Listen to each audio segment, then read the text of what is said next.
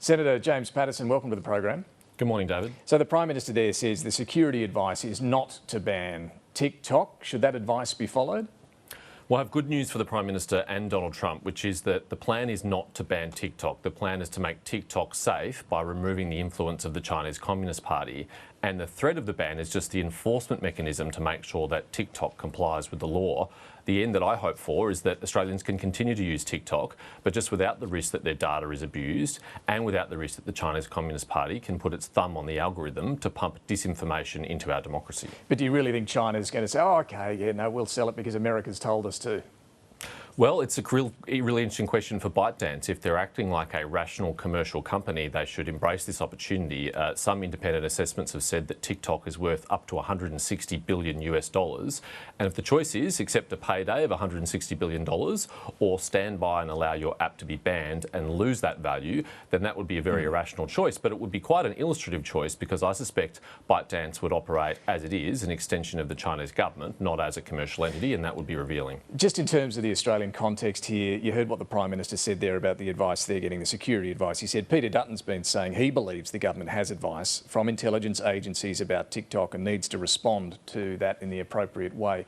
Can you tell us what advice is Peter Dutton pointing to there?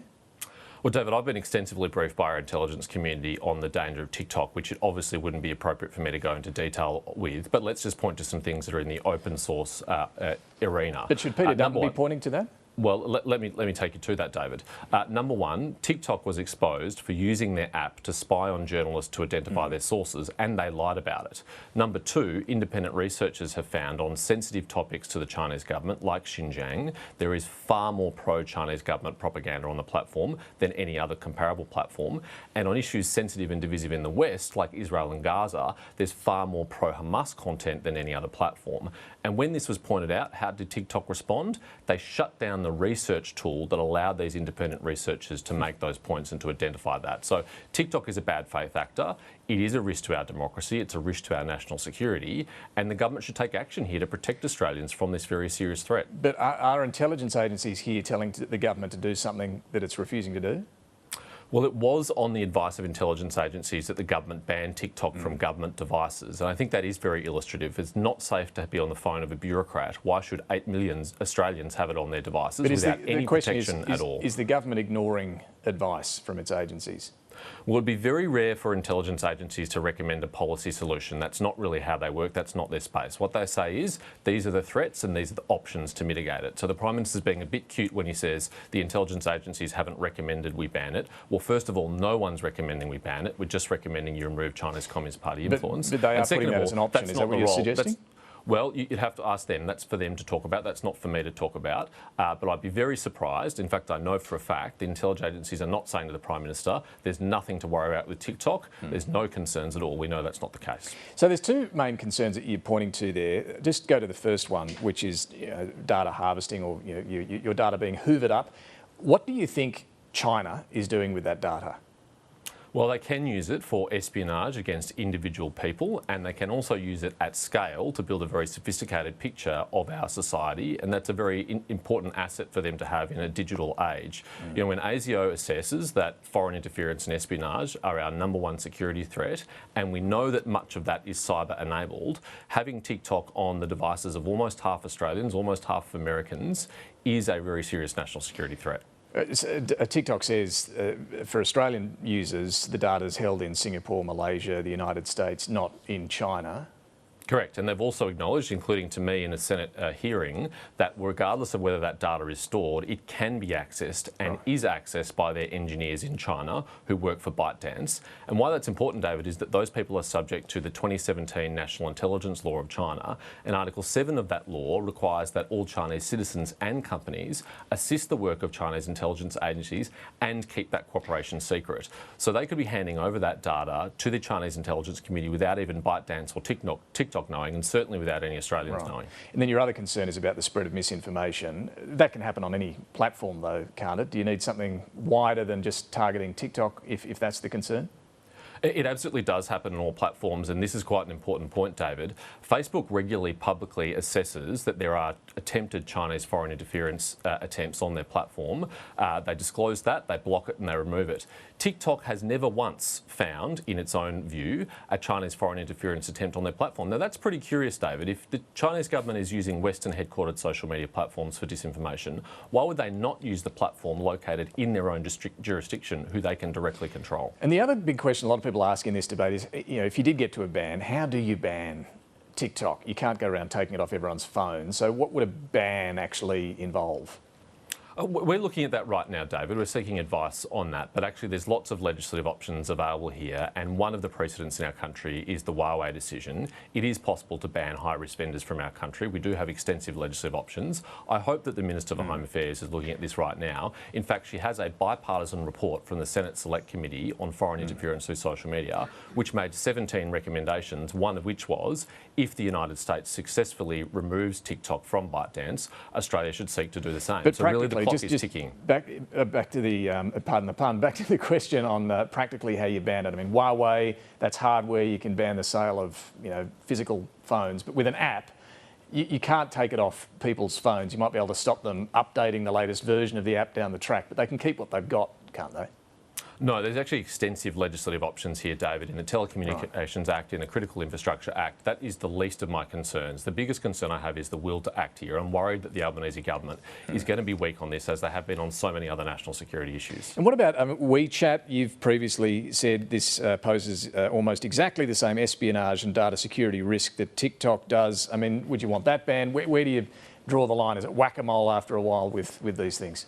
Well, David, I'm not advocating a ban to TikTok and I'm not advocating a ban to WeChat. What I'm advocating is removing the Chinese Communist Party control over all of these apps. And among the 17 recommendations, among the 17 recommendations that the Senate Select Committee on Foreign Interference through Social Media made was that we need to impose tough transparency obligations on these platforms. One of those is that they need to be transparent about the relationship they have with foreign governments and about the direction that they receive from foreign governments to interfere with content on the platform. They need to be transparent about what happens to the data and who can access it. Now, those recommendations are there for the government to implement at any time. They can pick those recommendations up. I really hope they do so. Just before we leave TikTok, I've got to ask you this. If it is as dangerous and a national security risk as you mentioned, why does the Liberal Party have an official account on TikTok? I mean, we can see here some of your colleagues posting TikTok videos over the years. The latest post from the Liberal Party's account was on Friday, so they're pretty regular posts.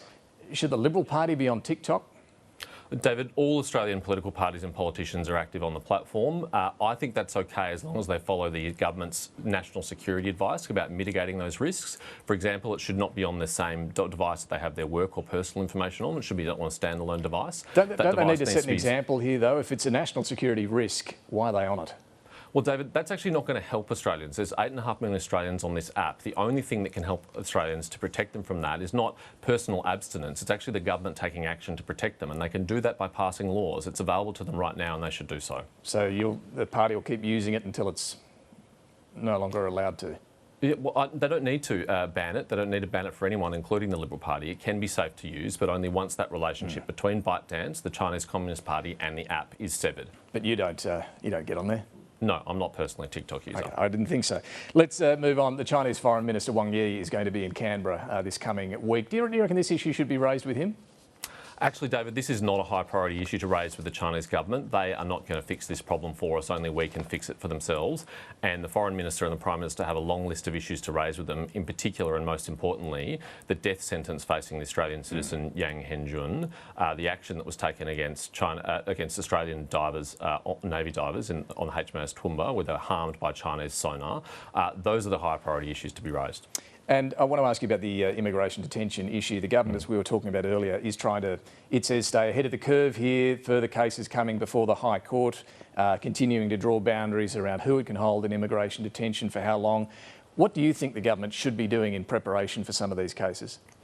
Well, Friday's briefing to the media was a desperate attempt to lower expectations further about the government's ability to respond to this, and with good reason. They've shown shocking incompetence every step of the way. The first thing they should do, David, is make an application to the court under the preventive detention regime that the Parliament passed 4 months ago to take just one of the 7 murderers, just one of the 37 sex offenders, just one of the other people convicted of violent crimes off the streets to protect the community.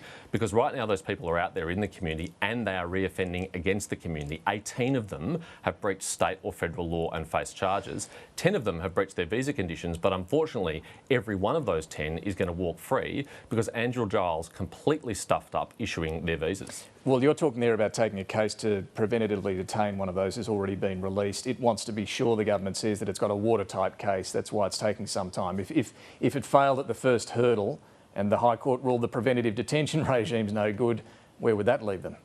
Sure, David, but it was only this week that the government announced that they put some extra lawyers on the case. Why didn't they do that 4 months ago? Okay. And if the government says that this bar is too high, that it's too difficult to apply, well, we've sat as a parliament for 2 weeks already. We're about to sit for another 2 weeks. Introduce amendments to lower the bar to make it easier to apply. I'm very confident that we would assist with swift passage so that these laws can actually be used. The government says their hands are tied. Wouldn't lowering the bar to make it easier to lock people up create a greater risk? The High Court says that's no good, that's unconstitutional.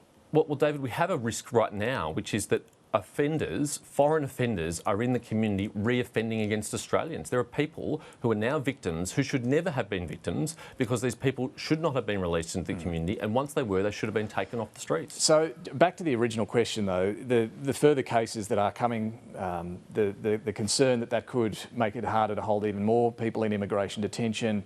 After the event, no doubt the opposition would be critical of the government. So right now, what would you say the government needs to be doing? 2 things, David. Number one, they should not make concessions of fact like they did in the first case. Andrew Giles admitted that there was no reasonable prospect of NZYQ being deported, and the High Court said that was highly significant in their decision. I hope they don't make mistakes like that again. Secondly, they should be prepared. They should have the legislative options ready to go. They should have them ready to introduce into the Parliament the day like after what, the That's court what I'm hands asking. down its decision. What should they have up their sleeve? Well, last time we told them that they needed to have a preventative detention regime. They spent 3 weeks saying that they couldn't do it until they finally admitted, actually, maybe we should, and then they did it. So what do they need now? Those are the kind of things. Well, David, it depends on the individual cases, right? But the Department of Home Affairs should be doing contingency planning here. But this is the question. Is there anything you think the government should be doing right now to protect the community? Well, it's a fair question, David, because we have led the government all this way and they've relied on our advice clearly to do this. What's your advice now? My advice last time was have a preventive detention regime. My advice this time is go to the Department of Home Affairs and ask them, what are the contingencies? If this happens, what should we do? So just ask the department what their ideas are. Well, it's clear that didn't happen last time, David. But you don't have any new ideas? David, I think I've provided enough for the government already. I've been pretty generous in that, and I hope they can find some of their own. Australia's now joined Canada and Sweden in restoring funding to UNRWA, the UN relief agency in Gaza. The European Union's restored most of its funding. The Foreign Minister says the advice of Australia's various agencies is that taxpayer funds won't end up in the hands of terrorists. Do you disagree? The Foreign Minister also said the advice was that UNRWA is not a terrorist organisation. David, that's not exactly a high bar. I think we should have higher expectations of our aid delivery partners than merely they are not terrorist organisations. What we do know is UNRWA has employed terrorists. UNRWA employees were involved in the attacks on Israel on the 7th of October. An UNRWA social worker drove into Israel and abducted a dead Israeli back into Gaza. That was the allegation. An investigation is still underway. No, Staff have David, been dismissed. That's not an allegation, that's evidence. The footage is available on the internet for anyone to see. UNRWA has sacked the people involved. There's no contention that there were UNRWA employees involved on the 7th of October. The question is what we now do about it. My view is that we should not tolerate a single Australian dollar going to a potential terrorist. I mean, this is not the only accusations against UNRWA. It's been exposed that there was a Hamas data centre underneath UNRWA's headquarters in Gaza that was drawing mains power from UNRWA. UNRWA has admitted in the past that their textbooks in UNRWA schools in Gaza have had anti-Semitic content that promotes hatred against the Jewish people. I mean, Israel has been warning us for years about the behaviour of UNRWA.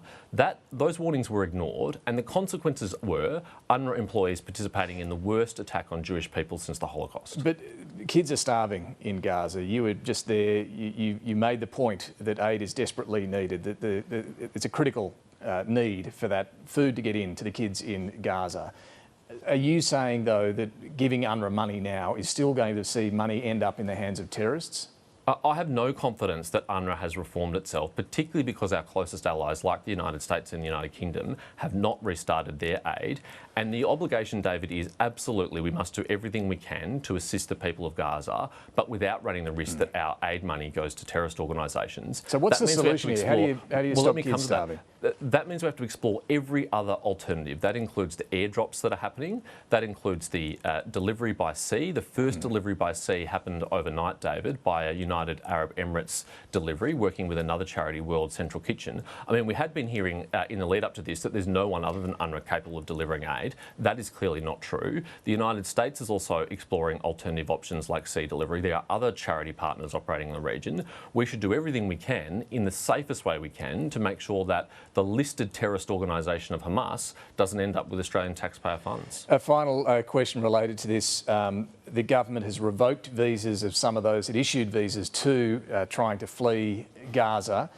Penny Wong has said that they're all subject to ongoing security checks.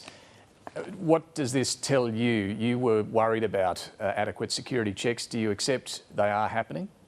Well, maybe they're now happening, David, but several months ago we raised these questions and the government attacked us and said we were smearing them and politicising national security. It turns out we were right to ask these questions. They were granting visas to people that their own security advice now says they shouldn't, and no wonder, because they were rushing them through so quickly. I mean, some of these visas were improved in 24 hours. The ABC has reported there was a visa granted in a single hour. It is just not possible to do adequate identity, let alone security checks, on people coming from a war zone run by a terrorist organisation in that short amount of time, and it's hardly surprising that we've now had to cancel visas that were issued while these people were in the air. But frankly, the government should apologise, because they assured us all the necessary checks were done, they were thorough, and there was nothing to be concerned about. Well, clearly that was not true. Senator James Paterson, thanks so much for joining us this morning. Thank you.